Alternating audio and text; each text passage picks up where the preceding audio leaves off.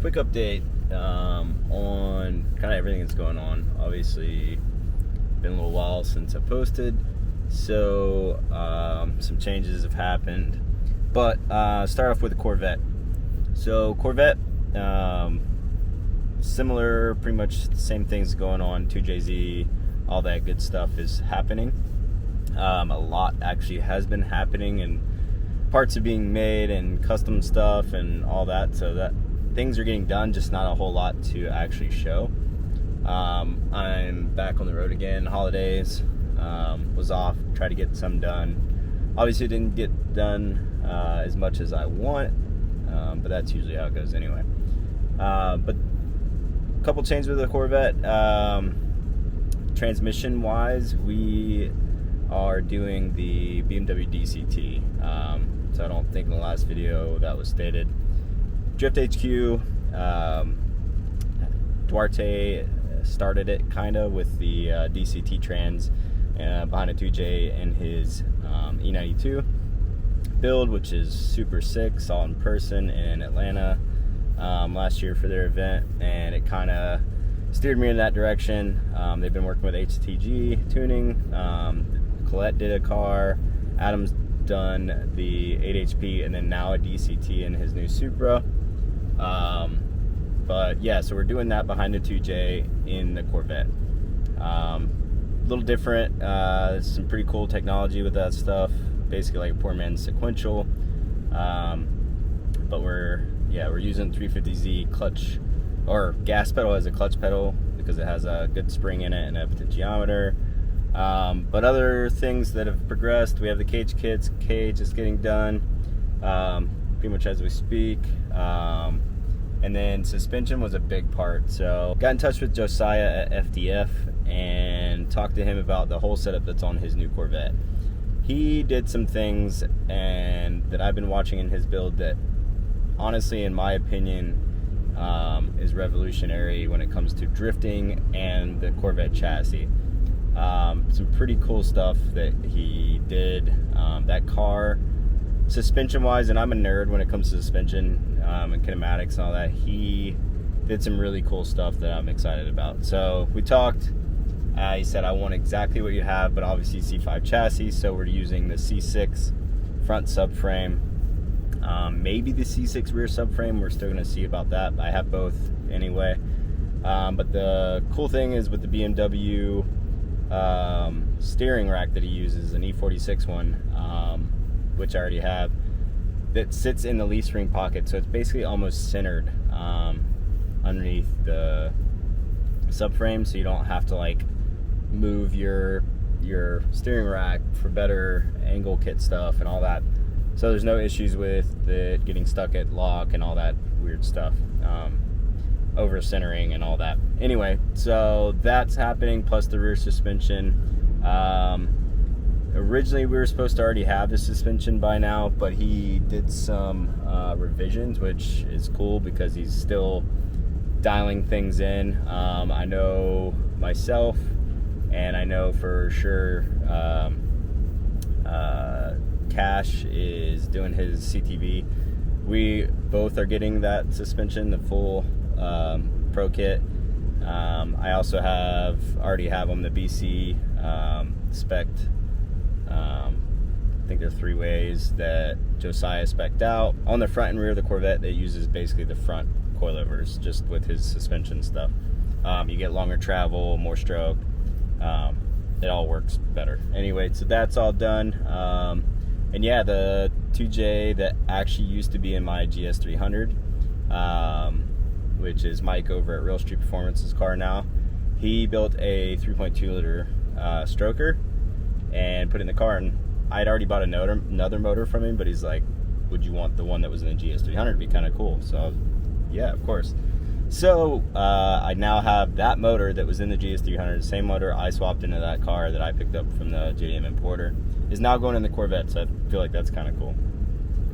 So yeah, that's pretty much that with the Corvette, just trying to get all that done. Once the suspension gets in, we're going to mock all that up, do the subframes, and then we'll start mocking in the 2J and the transmission and all that. We're going to have to do some tunnel work and play with some things to make it all work in the Corvette. Still doing a quick change rear with the FDF stuff, and a few other things. But yeah, that side of things is in the works still.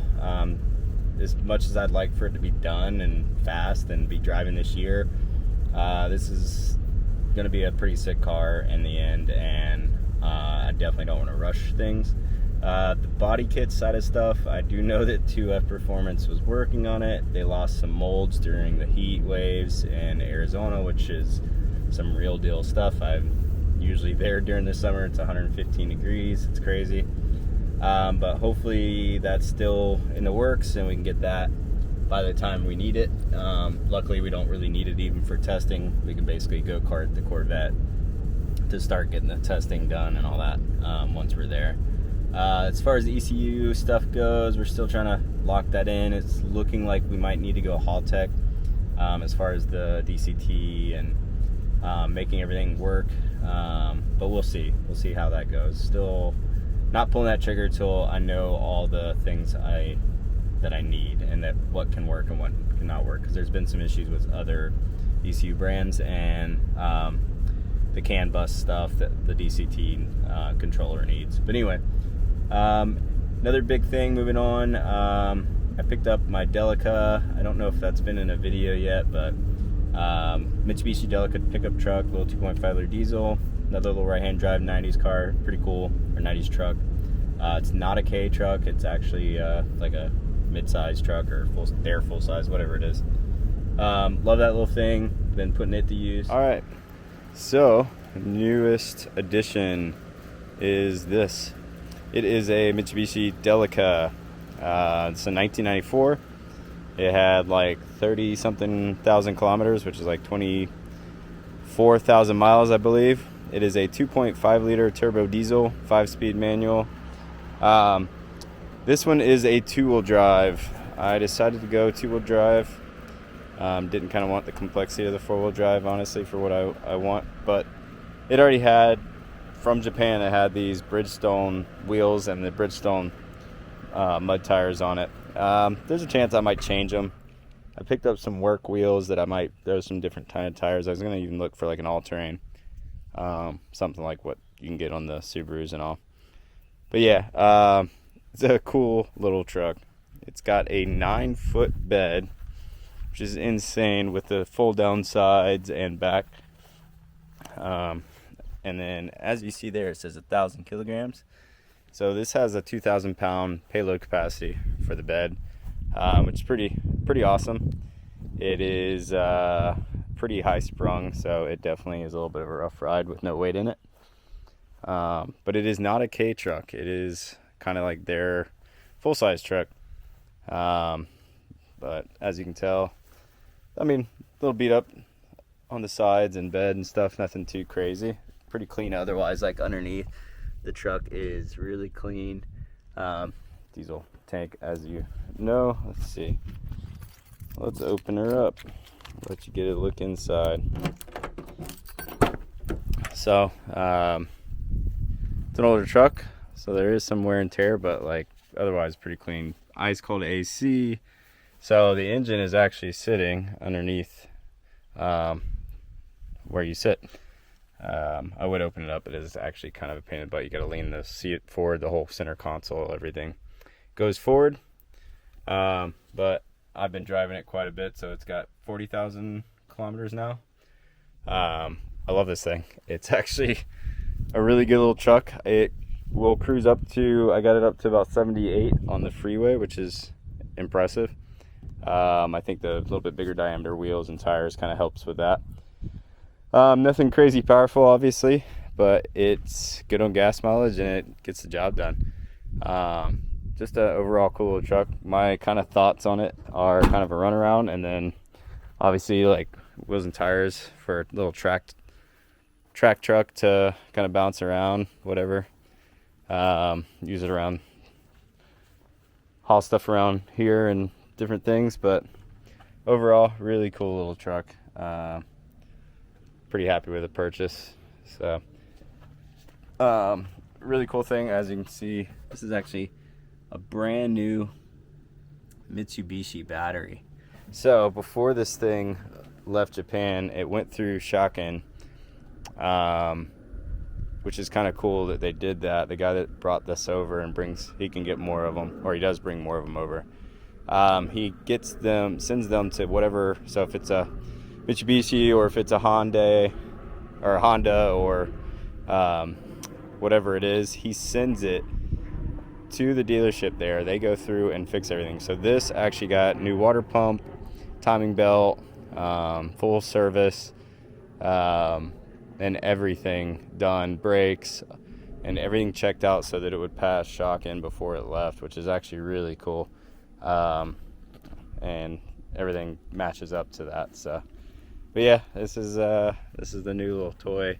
Probably gonna bedline it and then paint the cab, or paint the truck if I keep it in any time, or for any length of time. The other idea would maybe be to solid axle swap the front and make it a four-wheel drive eventually, which would be kind of different, but I don't know. It's a pretty good truck like it is. We'll see how long I keep it. I like I said, I kind of like it a little too much.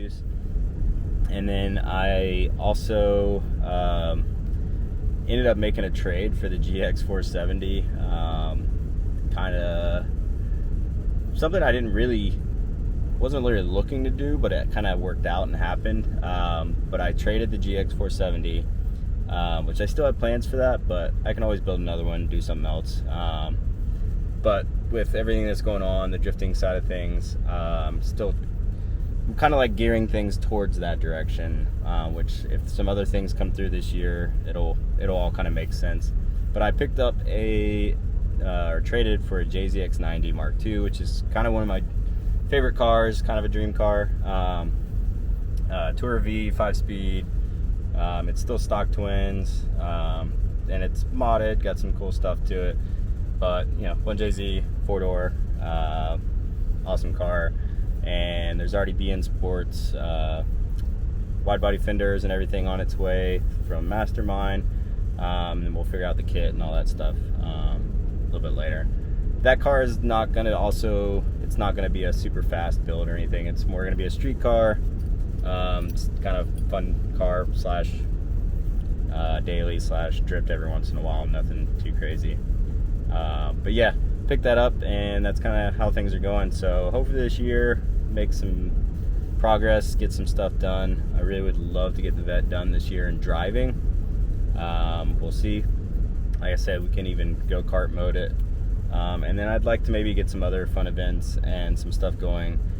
Bringing back Drift Adventures as far as a brand. And some of the ideas with that is events and some other stuff. So in the background, kind of working on that. Plus merch, some other things going on. But hopefully we can get some stuff done so I can have some events to drive this year and actually get back in the seat. It's been too long.